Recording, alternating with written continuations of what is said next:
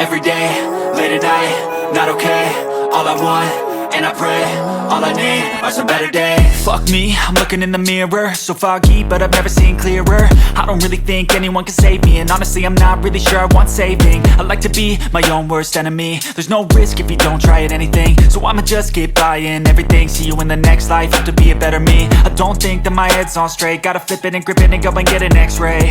What's wrong with me? I just feel weight pushing on my chest and it squeezes till I suffocate. Better change my mindset, meditate. It's pretty cool that I'm alive and have better days. I could walk, see, hear, I should celebrate. Think I could change my mind, maybe elevate. Living life, every day, late at night, not okay. All I want, and I pray, all I need are some better days. Yeah, all I need are some better days. Cause all I want, and I pray, I believe in the better days. I'm kinda stuck between a rock and a hard place.